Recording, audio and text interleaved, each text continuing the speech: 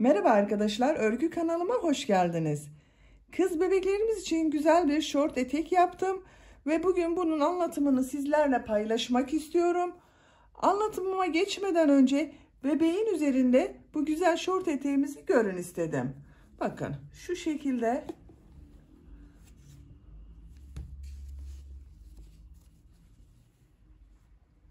Çok kullanışlı ve çok güzel. Arkadan düğme ile birleştiriyoruz bakın.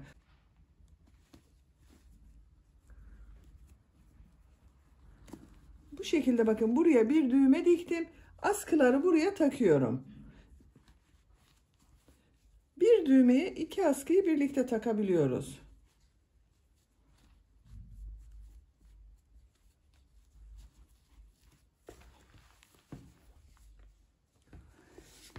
Ben bugün bu şort eteğin anlatımını 6 aylık bebek ölçüsünde anlatıyorum. Bu manken bebeğimiz 3 aylık bebek ölçüsünde bir bebek arkadaşlar. Bakın bunun üzerinde büyük duruyor. 6 aylık bebek için güzel olacaktır bu ölçü. Böyle güzel bir de saç bandı var bakın.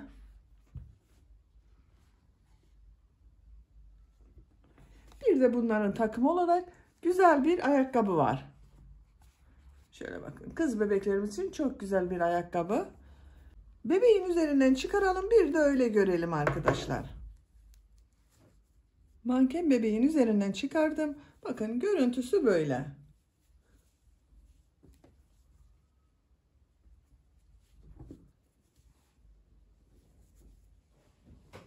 Bu şort eteğin örgüsüne bel örgüsü için zincir yaparak başlıyoruz. Bu başlangıç zincir sayısını yapacak olduğunuz bebeğinizin veya çocuğunuzun bel ölçüsüne göre başlarsanız çok iyi olacaktır arkadaşlar. İlk önce bu bölümünü örüyoruz. Sonra bu etek bölümünü yapıyoruz, bitiriyoruz. En sonunda bu askılarını bebeğinizin boyuna göre ayarlayarak örüyoruz arkadaşlar. Bu şekilde siz de güzel bir takım yapmak isterseniz bu ayakkabının ve saç bandının videolarını ben YouTube kanalıma yükledim ve bu ayakkabı ve saç bandının olduğu YouTube linkini de izlediğiniz bu videonun açıklama bölümüne ekliyorum. Siz de bunun gibi güzel bir takım yapmak isterseniz açıklama bölümünde bulunan tığ işi bebek ayakkabısı, fiyonklu saç bandı linklerine tıklarsanız bunun gibi güzel takımı yapabilirsiniz. Biz bugün bu şort eteğimizi yapacağız arkadaşlar. Bu şort eteğin örgüsünde ben bu ipliği kullandım. Alize Baby Best markalı bir iplik. Anti peeling özellikli bambu karışımlı bir iplik arkadaşlar. Kullandığım iplik üzerinde 100 gramda 240 metre yazıyor. Bu iplikten 2 adet ipliğe ihtiyacınız var. Ben ikinci yumaktan çok az kaldı. 1,5'tan fazla ip kullandım.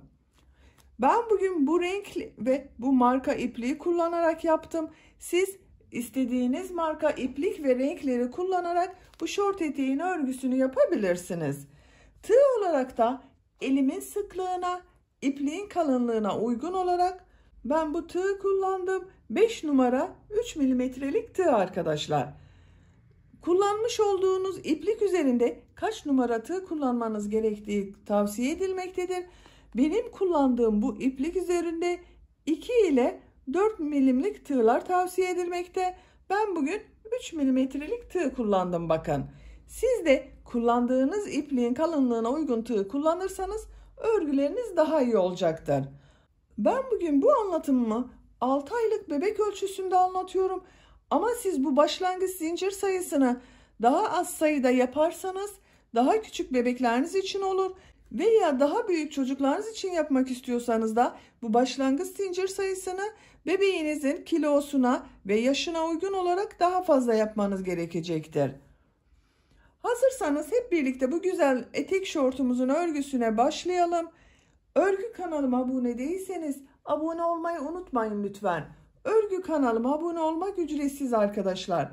Örgü kanalıma ücretsiz abone olup orada bulunan zil şeklinde dokunarak açık konuma getirirseniz kanalıma videoyu yüklediğim zaman ilk önce size bildirim gelecek. Örgülerimden herkesten önce sizin haberiniz olacaktır. İzlediğiniz videolarıma beğeni ve yorumlarınızı da yaparsanız çok sevinirim. Sizlerden gelen beğeni ve yorumlar örgü kanalımın devamlılığı için çok önemli. Aklınıza takılan sorular olursa da yorumlar bölümünden sorabilirsiniz. Mümkün olduğunca bütün sorulara cevap vermeye çalışıyorum arkadaşlar. Örgü kanalıma ücretsiz abone olup beğeni ve yorumlarını da yaparak destek olan bütün arkadaşlara çok teşekkür ederim. Hepinize kolay gelsin. İyi çalışmalar.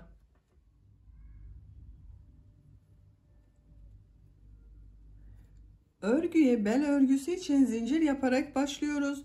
Zincir yapabilmek için ilk ilmeği ben bu şekilde yapıyorum. Size nasıl kolay geliyorsa ilk ilmeği öyle yapabilirsiniz. Zincirleri yapmaya başlıyorum. Çok sıkı zincirler yapmayalım arkadaşlar.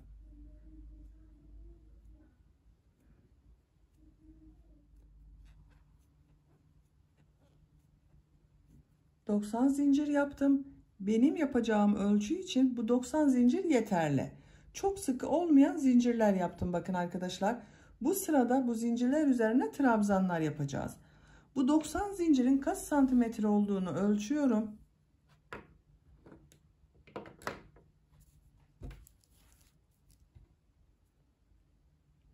Sıfır noktasına başlangıcını tuttum. Ölçtüğüm zaman 39 santimetre zincir uzunluğu var. Siz bunu bebeğinizin beline göre ölçerek yaparsanız çok iyi olacaktır. Bel ölçüsüne göre yapıyoruz arkadaşlar başlangıcına. Ben bugün 6-12 aylık bebek için 90 zincir yaptım. 39 santimetre geldi. Siz daha küçük veya daha büyük bebekler için yapmak istiyorsanız da bebeğinizin bel ölçüsüne göre yaparsanız iyi olur. Eğer yapacak olduğunuz bebeğiniz yanınızda yoksa yeni doğanla 3 aylık bebek için 30-35 santimetre zincir yapmanız iyi olur. 3-6 aylık bebek için 33-37 santimetre zincir yaparsanız iyi olur arkadaşlar. 6-12 aylık bebek için de 35 ile 40 santimetre arası zincir iyi olur. 1-2 yaş arası bebekler için yapacaksanız da 37-43 santimetre arası ölçü iyi olacaktır. Bu size söylemiş olduklarım standart ölçü tablosu arkadaşlar. Ama sizin bebeğinizin kilosuna, gelişimine göre bu zincir sayısı daha az veya daha çok yapabilirsiniz. Trabzanlar yapacağımı söylemiştim. 3 zincirde dönüş için yapıyorum. 1, 2, 3, 1, 2, 3 ilmek atlıyorum. 4. ilmek içine trabzan yapıyorum. Diğer ilmekleri de trabzan yaparak devam ediyorum. Her ilmek içine bir trabzan yapıyorum. Bakın ikili trabzan yapıyorum. 2 defa da çıkarıyorum arkadaşlar.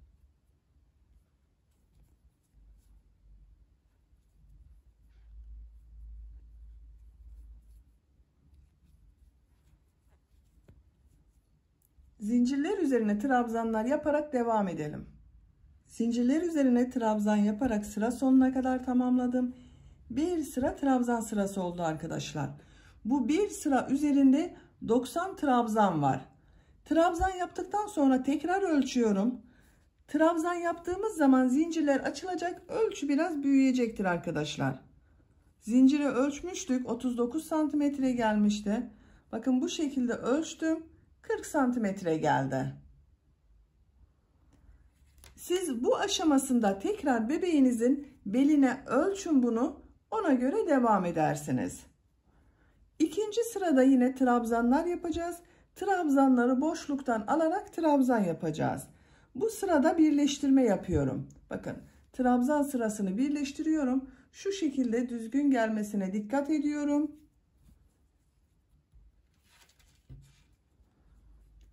Bu son ilmek ile burada yaptığım bir ilmek var. Tığ takıyorum. İlmek kaydırması yaparak sırayı birleştiriyorum. Bakın sırayı birleştirdik. 2 zincir yapıyorum. Bir düz bir ters boşluklardan alarak trabzan yapacağız bu sırada. İlk trabzanı bakın düz taraftan boşluktan alıyorum. Trabzan yapıyorum. İkinci trabzanı ters taraftan boşluktan alıyorum. Trabzan yapıyorum. Düz taraftan boşluktan alıyorum, trabzan yapıyorum. Ters taraftan boşluktan alıyorum, trabzan yapıyorum.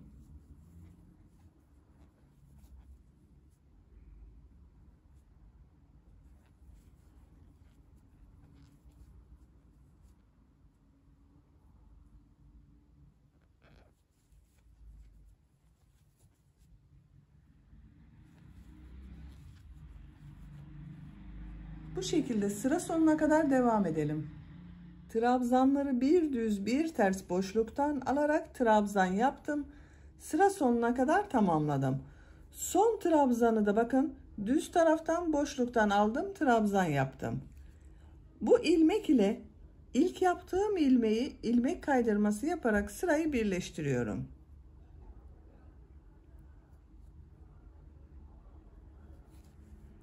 Sırayı birleştirdim bakın arkadaşlar. Görüntü olarak böyle oldu. Üçüncü sıraya geçmeden önce sıra başında bulunan bakın bu ipliği şu şekilde tığı takıyorum. İçeriye çekerek sırayı birleştiriyorum. İlk sırayı birleştiriyoruz. Bakın. Sırayı birleştirdik. Düzgün göründü. Bu iki zincir yaptığımızda ters tarafta görünen trabzan oldu. Düz taraftan trabzan yaptım. İlk trabzanı, son trabzanı bakın düz taraftan trabzan yaptım. İki zincir yaptığımda ters tarafta görünen trabzan oldu. Üçüncü sıradayız. Üçüncü sırada trabzanları nasıl görüyorsan o şekilde boşluktan alarak trabzan yapıyorum. İki zincir yapıyorum. İlk gördüğüm bakın düz taraftan görünüyor. Düz taraftan boşluktan alıp trabzan yapıyorum. Ters tarafta görünüyor. Ters taraftan trabzan yapıyorum. Düz görünüyor. Düz taraftan trabzan yapıyorum. Ters taraftan trabzan yapıyorum. Düz taraftan trabzan yapıyorum. Bel örgüsü artık bu şekilde devam edecek arkadaşlar. Trabzanları nasıl görüyorsan o şekilde boşluktan alıp trabzan yapalım. Sıra sonunda ilmek kaydırması yaparak sırayı birleştirelim. Tercihinize göre bel örgüsüne devam edelim. Bel örgüsü 4 sıra olarak tamamladım. Bakın 1, 2, 3, 4. Kaç santimetre olduğunda ölçüyorum. Sizin iplik kalınlığına ve elinizin sıklığına göre bu sıra sayısı 5 sırada olabilir. Bakın 3 santimetre genişlik var. Bu yeterli. Siz isterseniz dediğim gibi bunu 5 sıra yapabilirsiniz. Bakın bu şekilde bel örgüsünü tamamladık. 2 zincir yapıyorum. File örgüleri yapacağız arkadaşlar. File örgülerini yaparken bu ters tarafta bulunan bakın bu trabzanları boşluktan alarak sık iğne yapacağız. Bir ilmeği atlıyorum. Bu terste görünen trabzanı boşluktan alıyorum. Sık iğne yapıyorum. 2 zincir yapıyorum. Bir ilmek atlıyorum. Bu trabzanı ters taraftan boşluktan alıyorum. Sık iğne yapıyorum. 2 zincir yapıyorum.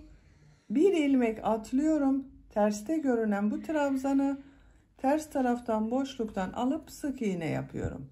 Bu şekilde fileler yapıyoruz bakın. Sıra sonuna kadar devam edelim. Sıra sonuna kadar tamamladım. 2 zincir yapıyorum. İlk yaptığım bu 2 zincir ile birleştiriyorum. İlmek kaydırması yapıyorum.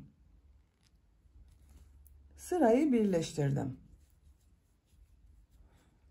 Bu bir sırada bu 2 zincirli olan kafeslerden 45 tane oldu arkadaşlar.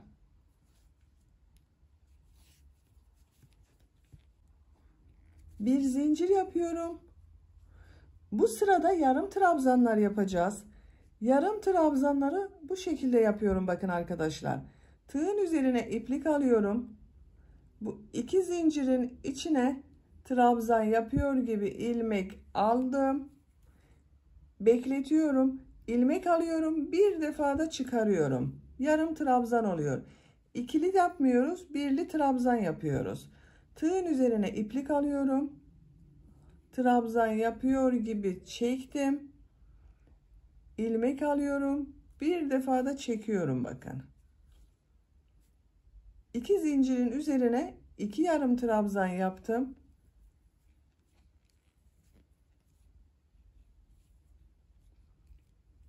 İki yarım trabzan yaptım. Her iki zincirli boşluğa iki yarım trabzan yapıyoruz.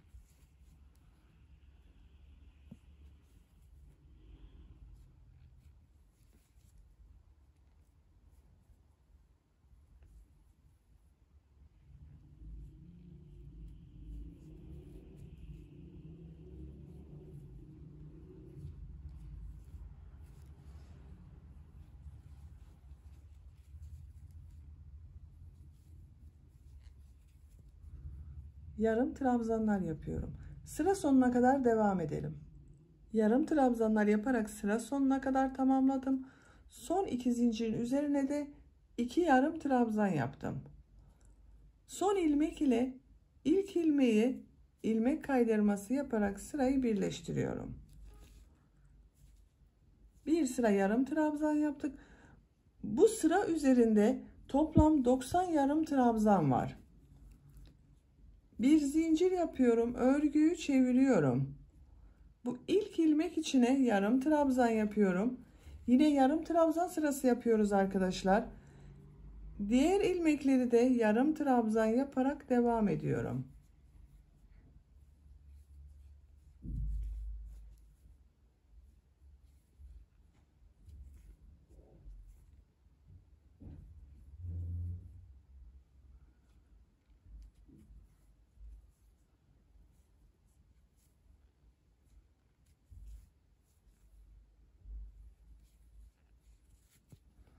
Bu şekilde. Sıra sonuna kadar devam edelim. Yarım trabzanlar yaparak sıra sonuna kadar tamamladım. Son ilmek ile ilk ilmeği ilmek kaydırması yaparak sırayı birleştiriyorum. Bir zincir yapıyorum, örgüyü çeviriyorum. Her sıra başında örgüyü çevirerek örüyoruz arkadaşlar, unutmayalım. Tığın üzerine iplik alıyorum. İlk ilmek içine yarım trabzan yapıyorum. Diğer ilmeklere de yarım trabzan yapıyorum.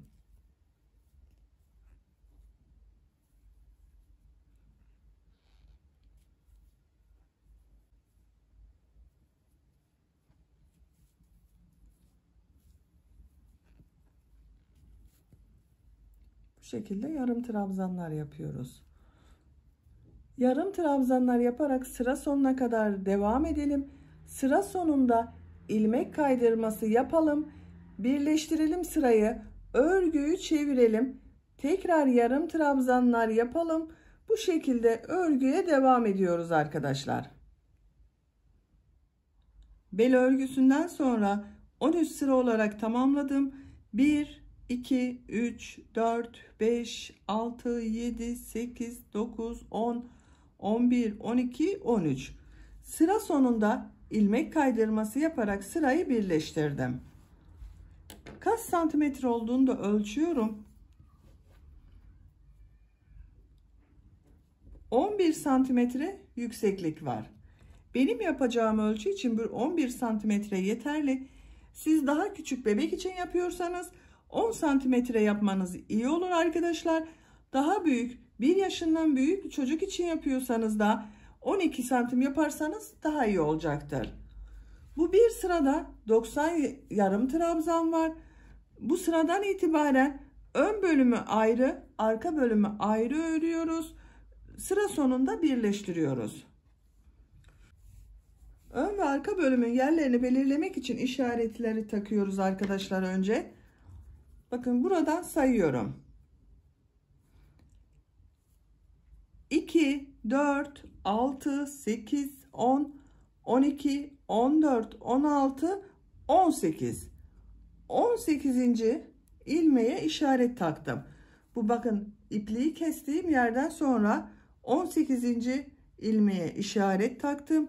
Bu taraftan da sayıyorum.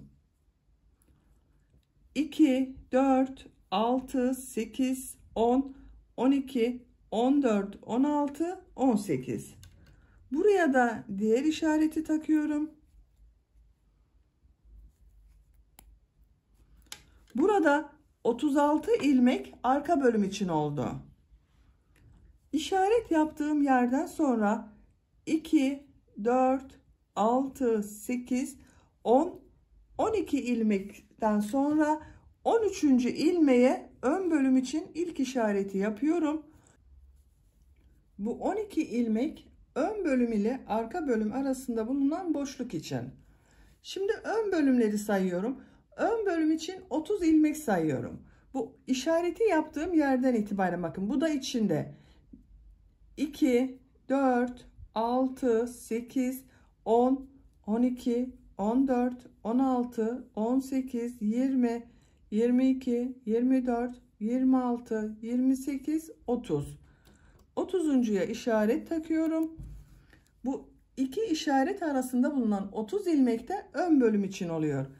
Diğer boşlukta kalan ilmekleri sayıyorum. 2, 4, 6, 8, 10, 12. Bakın eşit oldu. Şöyle tekrar bir kontrol edelim. Ön ve arka bölümleri işaretledik. Şimdi ön bölümü ve arka bölümü ayrı ayrı öreceğiz arkadaşlar. İlk önce arka bölümün örgüsünü yapalım. Örgünün geliş şekline bakıyorum. Bakın. Bu şekilde gelmişim. Burada örgüyü çevirmem gerekiyor. Bu iki yeşil işaret arası arka bölüm içinde. Bu ilk işaret yerinden bir ilmek yapıyorum.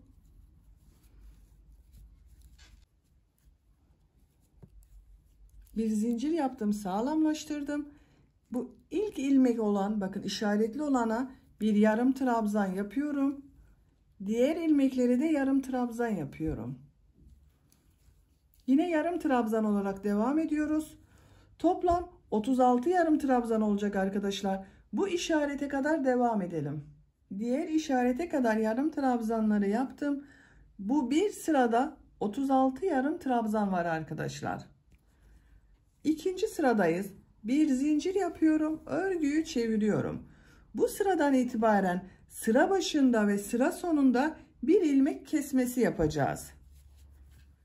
Tığın üzerine iplik alıyorum. Bu sıra başında kesmeyi bakın bu ilmeği atlıyorum. Bunun içerisine yapmıyorum. İkinci ilmek içine yarım trabzan yapıyorum. Diğer ilmekleri de yarım trabzan yaparak devam ediyorum.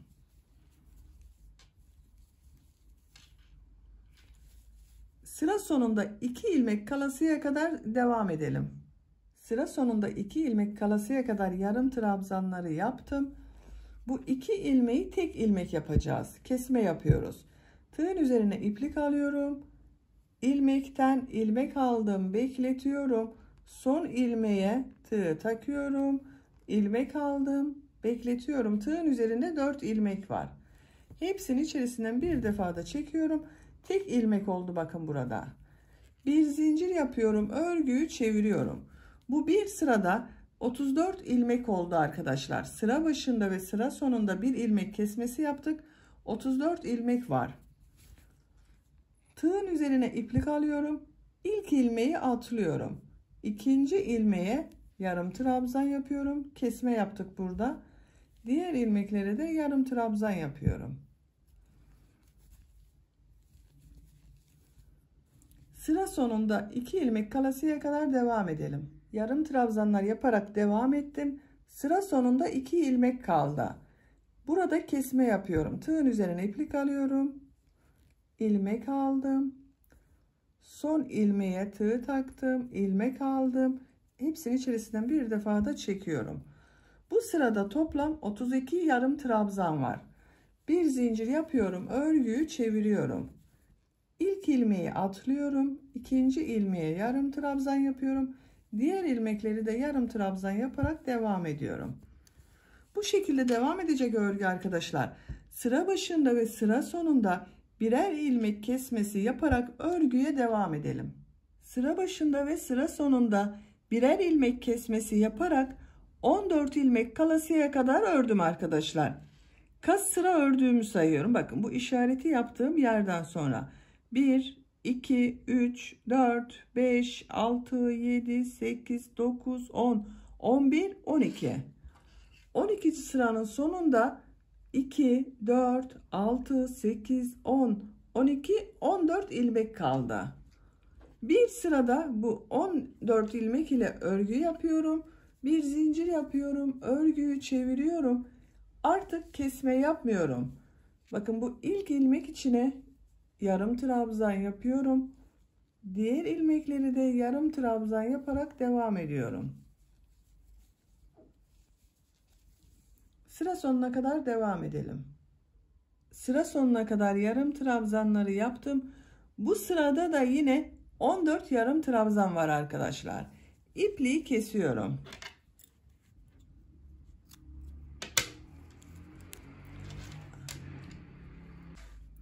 Arka bölümün örgüsünü tamamladık. Şimdi ön bölümün örgüsünü de yapalım. Ön bölümde yine arka bölüm gibi kesmeler yapacağız. Örgünün ters tarafından bakın, geliş yönüne göre yine aynı başlıyorum.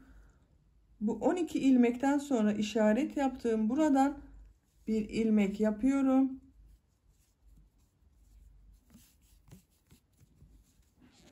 Bir zincir yaptım, sağlamlaştırdım. İlk ilmek içine yarım trabzan yapıyorum. Diğer ilmekle de yarım trabzan yaparak devam ediyorum. Bu iki işaret arasına 30 ilmek işaret yapmıştık. 30 ilmek yarım trabzan olasıya kadar devam edelim. Diğer işareti yaptığım yere kadar yarım trabzanları tamamladım. Sayıyorum. 2, 4, 6, 8, 10, 12, 14, 16, 18, 20, 22, 24, 26, 28, 30. Bir sırada 30 yarım trabzan var arkadaşlar. Bir zincir yapıyorum. Örgüyü çeviriyorum. Yine sıra başında ve sıra sonunda bir ilmek kesmesi yapacağız. İlk ilmeği atlıyorum. İkinci ilmeğe yarım trabzan yapıyorum. Diğer ilmekleri de yarım trabzan yaparak devam ediyorum. 2 ilmek kalasıya kadar devam edelim. Sıra sonunda 2 ilmek kalasıya kadar yarım trabzanları yaptım. 2 ilmeği birlikte yapıyorum burada bakın.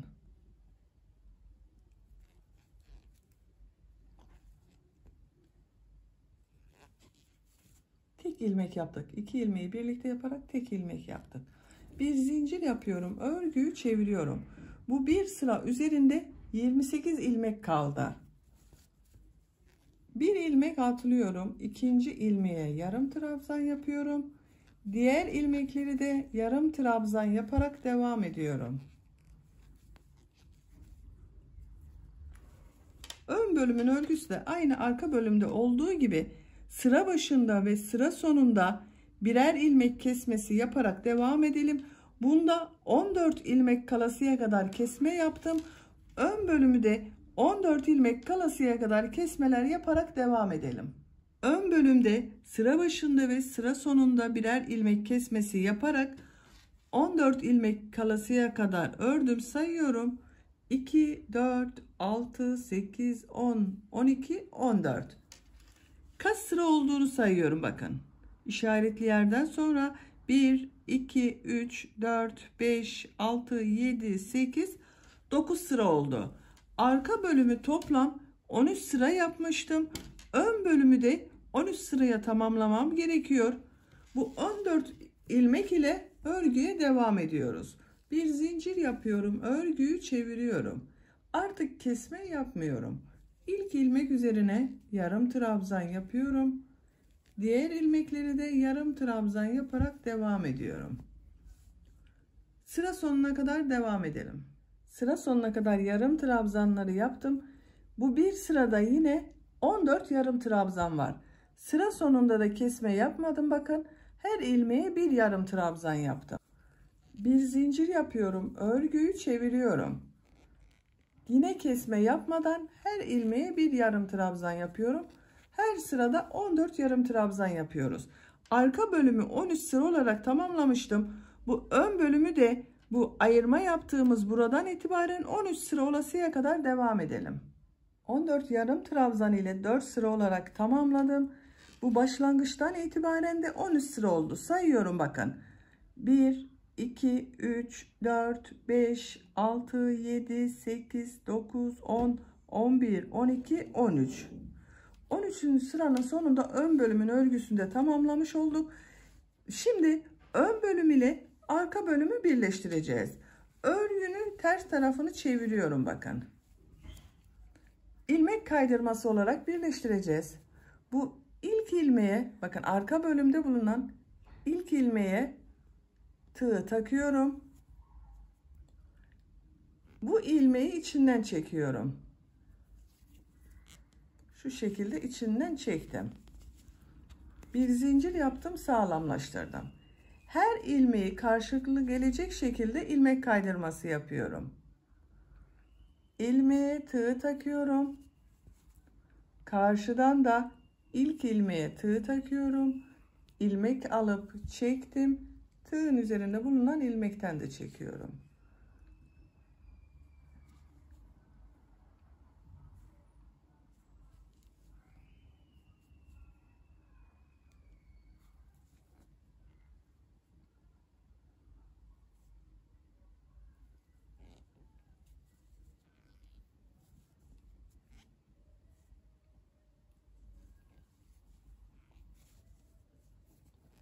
Bu şekilde devam ediyoruz.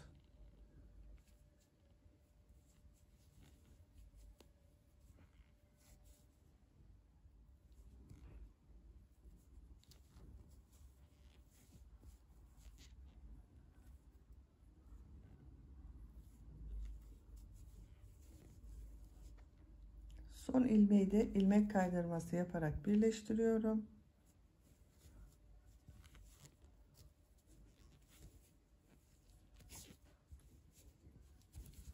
Bakın. Bu şekilde birleştirdik. Burası örgünün ters tarafı. Düz tarafı görüntüsü böyle oldu arkadaşlar.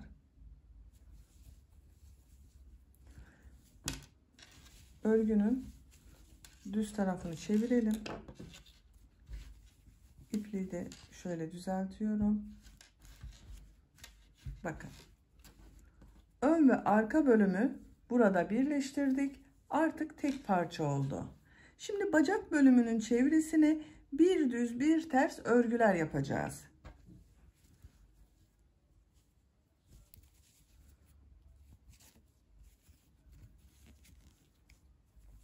Burada bir zincir yapmıştım bakın. Bu ilmeğe yarım trabzan yapıyorum. Yarım trabzanlar yapıyoruz. Her sıraya bir yarım trabzan olacak şekilde yarım trabzan yapıyorum. Bakın bu sıralar var. Her sıraya bir yarım trabzan yapıyorum.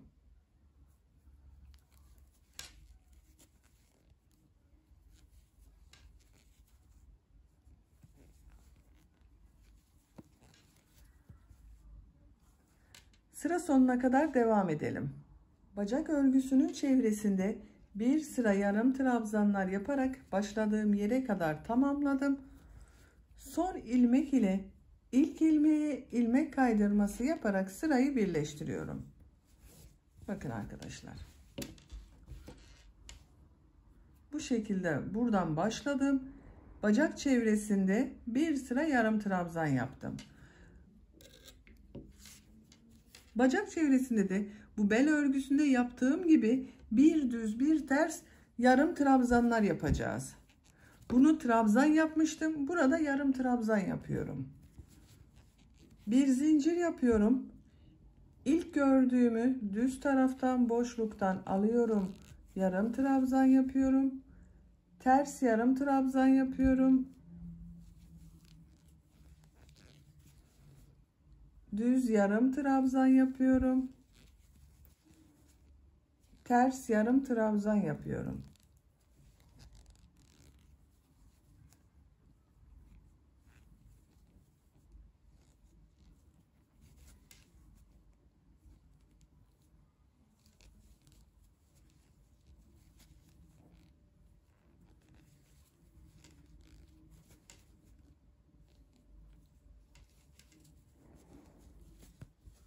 Bu şekilde bir düz bir ters örgüler yapıyoruz. Sıra sonuna kadar devam edelim.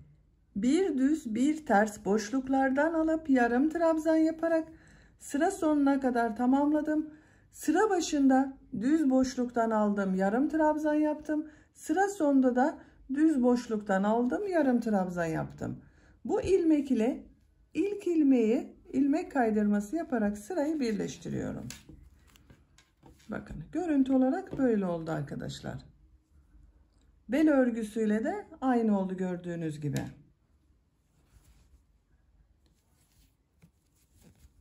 Bir zincir yapıyorum. Bu sırada bu yarım trabzanları nasıl görüyorsan o yönde boşluktan alıp yarım trabzan yapacağız. Düz görünüyor. Düz taraftan boşluktan yarım trabzan yapıyorum. Ters görünüyor. Ters taraftan yarım trabzan yapıyorum. Düz taraftan yarım trabzan yapıyorum. Ters taraftan boşluktan alarak yarım trabzan yapıyorum.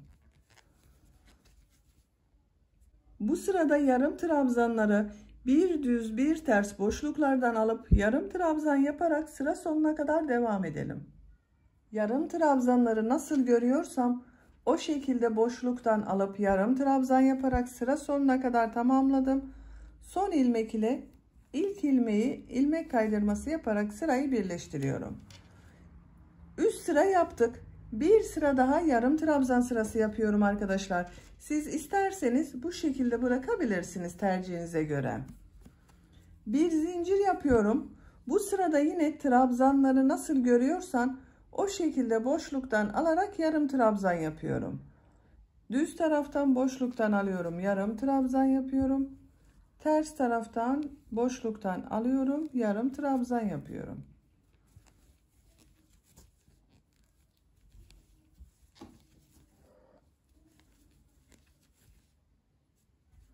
Sıra sonuna kadar devam edelim. Sıra sonuna kadar tamamladım.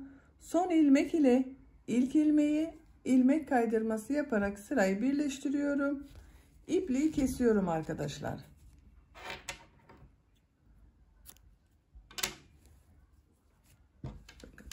Bacak örgüsünün birisini tamamlamış olduk böylece. Şimdi diğer bacağın örgüsünde başlayalım. Bu birleşim yaptığım yerden başlıyorum bakın diğer bacak örgüsüne. Bir ilmek yapıyorum. Yarım trabzanlar yapıyorduk. Bu bacak örgüsünde de birinci sırada yarım trabzanlar yaptım. İkinci sırada bir düz bir ters boşluktan alıp yarım trabzan yaptım. 3 ve 4. sırayı da nasıl görüyorsam o yönde boşluktan alarak yarım trabzan yaptım. Toplam 4 sıra yaptım bakın bu bacak örgüsünü. Bir zincir yapıyorum.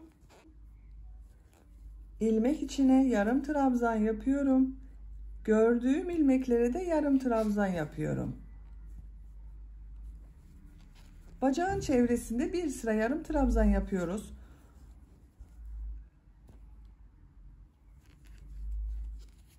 Bakın.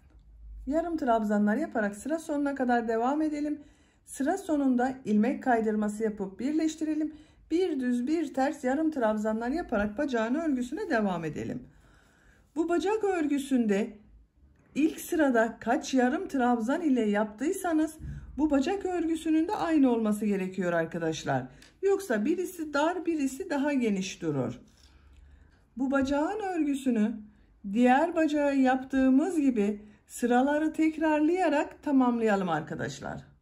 Diğer bacağın örgüsünü de aynı şekilde bakın tamamladım arkadaşlar. Görüntü olarak böyle oldu. Şimdi bu üzerine yapacak olduğumuz etek görünümünü yapacağız. Aynı renk ile devam ediyorum. Bakın burada bir ilmek atlayıp bir sık iğneyi yapmıştık. Bu atlama yaptığımız ilmekler üzerine model başlaması yapıyorum. Buradan bir ilmek oluşturuyorum.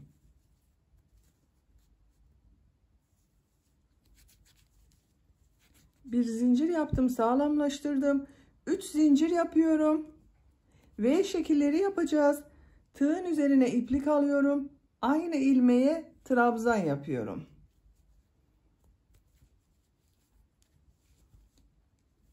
Bir ilmek atlıyorum. İkinci ilmeğe bir trabzan, 2 zincir, bir trabzan yapıyorum.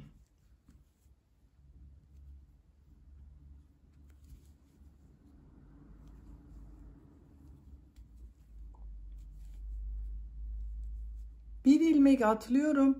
İkinci ilmeğe bir trabzan, 2 zincir, bir trabzan yapıyorum.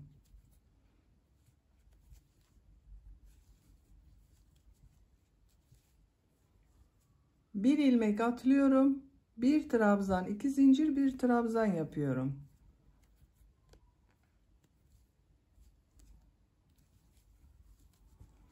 Bakın, V şekillerini bu düz taraftan aldığımız trabzanlar üzerine yapıyoruz. Ters taraftan yaptığımız trabzanları boş bırakıyoruz, atlıyoruz arkadaşlar. Sıra sonuna kadar V şekilleri yaparak devam edelim. V şekilleri yaparak sıra sonuna kadar tamamladım. Son V şekliyle ilk V şeklini ilmek kaydırması yaparak birleştiriyorum. Sırayı birleştirdim bakın arkadaşlar. Görüntü olarak böyle oldu. Bu düz yaptığımız, bakın boşluktan alarak yaptığımız trabzanların üzerine V şekilleri yaptık bu sırada. İkinci sıradayız. İkinci sırada V şekillerinin içine 2 trabzan, 2 zincir, 2 trabzan yapıyorum. 3 zincir yapıyorum. V şeklinin içine bir trabzan yapıyorum. Bu 3 zincirde bir trabzan oluyor. 1, 2 oldu. 2 zincir, 2 trabzan yapıyorum.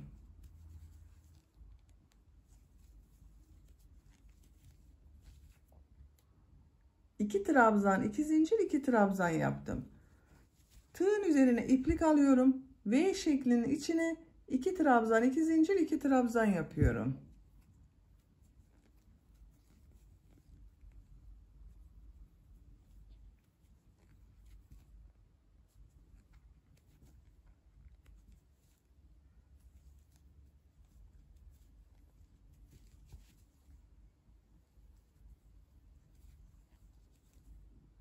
İki trabzan, 2 zincir, 2 trabzan yaptım.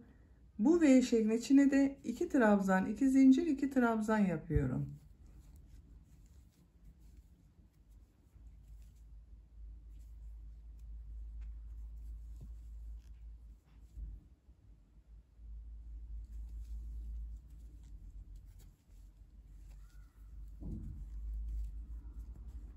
Bu şekilde oluyor. Sıra sonuna kadar devam edelim. V şekillerinin içine 2 trabzan, 2 zincir, 2 trabzan yaparak sıra sonuna kadar tamamladım. Son V şeklinin içine de 2 trabzan, 2 zincir, 2 trabzan yaptım. Bu model ile ilk yaptığım modeli ilmek kaydırması yaparak birleştiriyorum. Sırayı birleştirdim bakın arkadaşlar. Görüntüsü böyle oldu.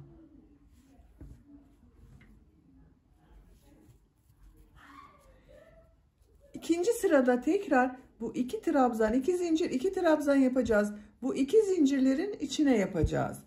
Bu 2 zincirli yere geçmek için ilmek kaydırması yapıyorum. 3 zincir yapıyorum. 1 trabzan yapıyorum. 2 zincir, 2 trabzan yapıyorum. 2 trabzan, 2 zincir, 2 trabzan oldu.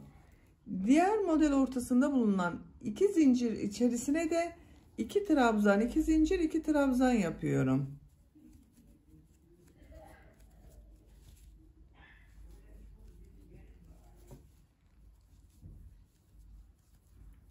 İki trabzan, 2 zincir, 2 trabzanı yaptım.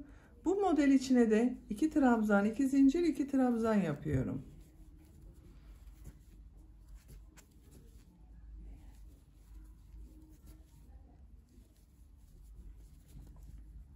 Bakın 2 trabzan, 2 zincir, 2 trabzandan oluşuyor modeller. Sıra sonuna kadar devam edelim. Sıra sonunda ilmek kaydırması yaparak sırayı birleştirelim. Bu 2 zincir içine ilmek kaydırması yaparak geçiş yapalım. 2 trabzan, 2 zincir, 2 trabzan şeklinde modellerin örgüsüne devam edelim.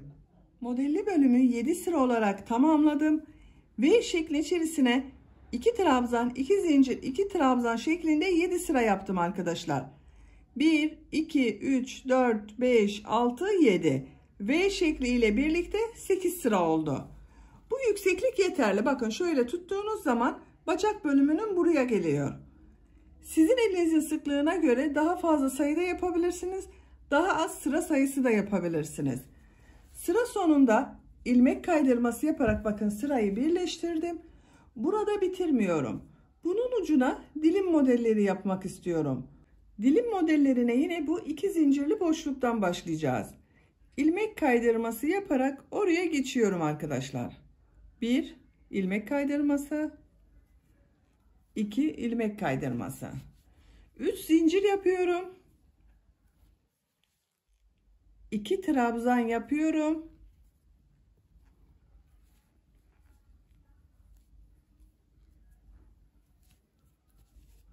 bu 3 zincir yaptığımda 1 trabzan, burada 3 trabzan oldu. 2 zincir yapıyorum. Bu en son yaptığım trabzanın üzerinde bulunan bu ilmeğe sık iğne yapıyorum. Minik bir pıtırcık oluştu burada. Bu 2 zincirin içine 3 trabzan daha yapıyorum. 1 2 3. Bakın 3 trabzan, bir pıtırcık yaptık, 3 trabzan yaptık. Diğer model içine 3 trabzan yapıyorum. 1 2 3. 2 zincir yapıyorum. Son yaptığım trabzanın üzerinde bulunan bu ilmeğe sık iğne yapıyorum. 3 trabzan yapıyorum.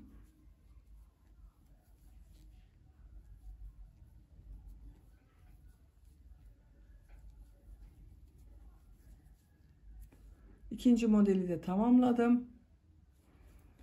Diğer model içine de 3 trabzan yapıyorum.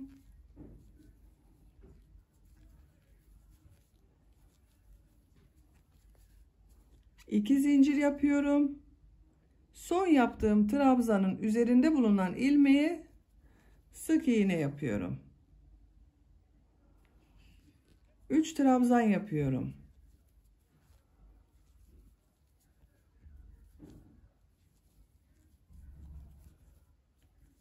Diğer modele 3 trabzan yaparak devam ediyorum. Bakın bu şekilde dilim modelleri yapıyoruz. Sıra sonuna kadar devam edelim. Sıra sonuna kadar modelleri tamamladım. Son model ile ilk modeli ilmek kaydırması yaparak birleştiriyorum. İlk burada bulunan ilmek ile ilmek kaydırması yapıyorum bakın. Sırayı birleştirdim. İpliği kesiyorum.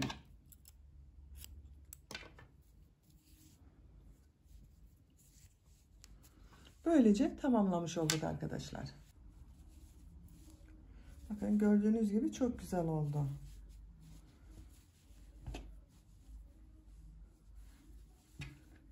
Şimdi askılarını yapalım. Askılarını yapmak için orta noktayı buluyorum. Bakın ön bölümden orta noktaya işaret yapıyorum. Şöyle arka bölümde birleştirme yaptığımız ilmek vardı. Bu şekilde katlıyorum bakın. Örgüyü katlıyorum. Ön bölümü buraya bir işaret takıyorum. Orta nokta burası.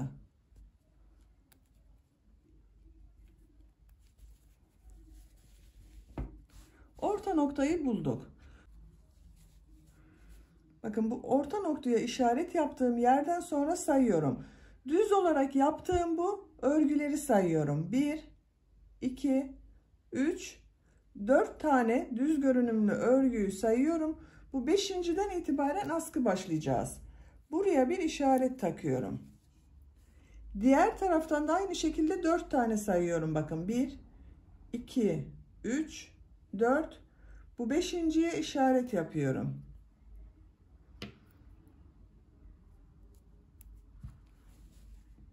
Şu şekilde. Askıların yerini belirledik.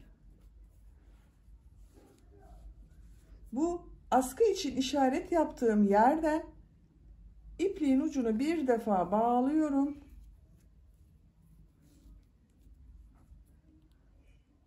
Bu düz görünümlü olan bakın örgüden bir ilmek yapıyorum.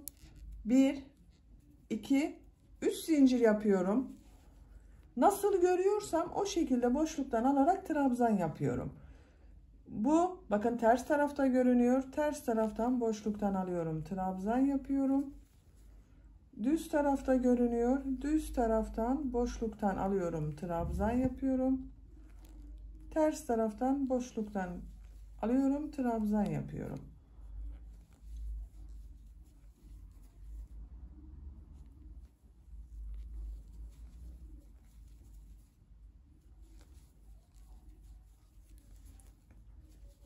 Bir, 2, 3 düz görünümlü bakın örgü yaptım. Kaç ilmek olduğunu da sayıyorum. 1, 2, 3, 4, 5, 6, 7. 7 trabzan ile askının örgüsüne devam edeceğiz. 3 zincir yapıyorum. Örgüyü çeviriyorum. Nasıl görüyorsam o şekilde boşluktan alarak trabzan yapıyorum. Bakın düz taraftan gördüm. Düz taraftan boşluktan aldım. Trabzan yaptım. Ters taraftan boşluktan alıyorum. Trabzan yapıyorum.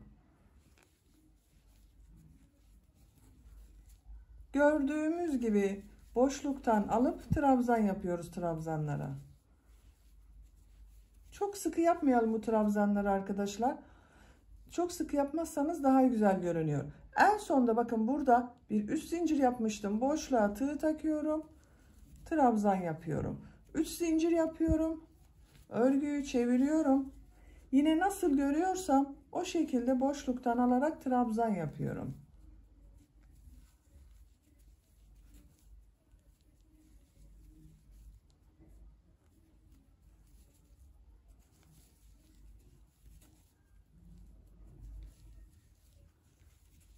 Sıra sonunda bakın bir alt sırada 3 zincir yaptığımı boşluğa tığ takıyorum. Trabzan yapıyorum. Bu şekilde askının örgüsünü devam edeceğiz. Diğer askıyı da başlayalım. 2 askının örgüsünü birlikte devam ederiz. Diğer askıyı da bakın başlangıç için işaret yapmıştım. Burada 1, 2, 3, 4 lastik görünümünü yaptım. Bakın düz görünümünü yaptım. Buradan da sayıyorum. 1, 2, 3, 4. Buradan ipliği bağlıyorum.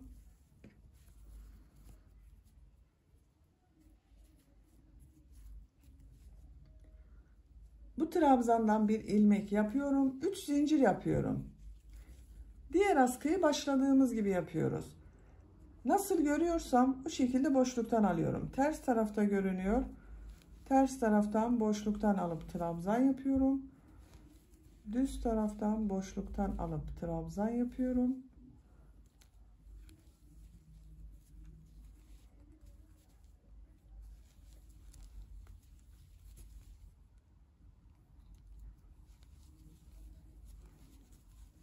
Son olan trabzanı bakın boşluktan alıyorum. Trabzan yapıyorum. 1, 2, 3, 4 düz görünümlü yaptık. Toplam 7 trabzan oldu.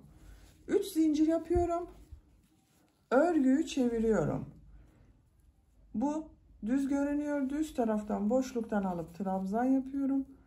Ters tarafta görünüyor. Ters taraftan düz tarafta görünüyor. Düz taraftan.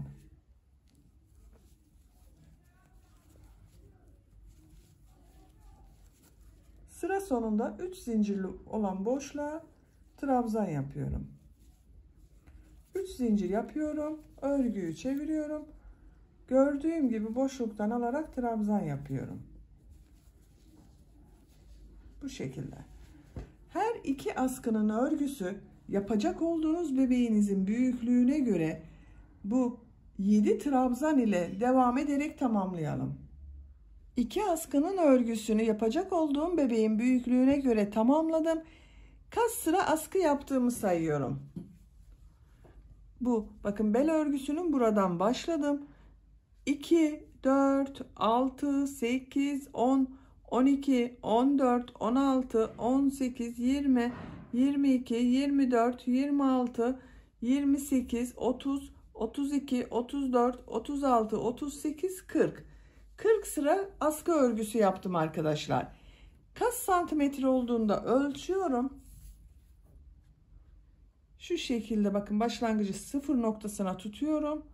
Ölçtüğüm zaman 34 santimetre askı uzunluğu var. Bu benim yapacağım ölçü için yeterli. Bakın şu şekilde uzuyor. Askı esnek bir askı oldu. Bebeğim boyuna göre uzayacaktır arkadaşlar. Elimin sıklığına göre 34 santimetre için 40 sıra yaptım ben. Siz de bebeğinizin büyüklüğüne göre bu sıra sayısını istediğiniz kadar yapabilirsiniz. Bakın arka ortaya böyle bir düğme diktim. Yaptığım bu askıları bebeğin boyuna göre istediğiniz yeri, bakın şu trabzan aralıkları var. Buraları düğme birit olarak kullanabilirsiniz arkadaşlar. İstediğiniz yere takabilirsiniz bakın şu şekilde. Ucuna da takabilirsiniz. Her aralığa düğme birit olarak kullanıyoruz.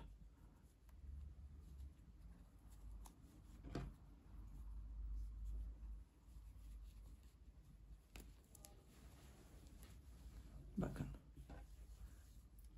Tek düğme ile iki askıyı takabiliyoruz arkadaşlar. Böylece tamamlamış olduk. Çok güzel oldu gördüğünüz gibi. Ölçülerini de size söylüyorum. Bakın buradan genişliğini ölçüyorum. 23 santimetre. Yüksekliğini ölçüyorum. 11 santimetre. Bu genişliği ölçüyorum. 11 santimetre. Ben bugün bu şort eteği 6 aylık bir bebek için yaptım. Ama 3 ayından itibaren de çok rahat kullanılabilir. Ben bugün standart ölçüde yapıyorum arkadaşlar. Ama sizin bebeğiniz kilolu veya daha zayıf olabilir. O zaman ölçüler değişecektir. Bu şort eteğin örgüsünde 2'ye yakın iplik kullandım. 2 yumak iplik kullandım arkadaşlar. Böylece bir örgü anlatımımızın da sonuna gelmiş olduk. Beni dinlediğiniz ve izlediğiniz için hepinize çok teşekkür ederim. Örgü kanalıma abone değilseniz abone olmayı unutmayın lütfen. Örgü kanalıma abone olmak ücretsiz. Örgü kanalıma ücretsiz abone olup orada bulunan zil şeklinde dokunarak açık konuma getirirseniz kanalıma video yüklediğim zaman ilk önce size bildirim gelecek. Örgülerimden herkesten önce sizin haberiniz olacaktır. İzlediğiniz videolarıma beğeni ve yorumlarınızı da yaparsanız çok sevinirim arkadaşlar. Örgü kanalımın devamlılığı için sizlerden gelecek olan beğeni ve yorumlar çok önemli. Örgü kanalıma ücretsiz abone olup beğeni ve yorumlarıyla da destek olan bütün arkadaşlara çok teşekkür ederim. Sizlerle yeni örgülerde görüşmek dileğiyle. Hoşça kalın, sevgiyle kalın.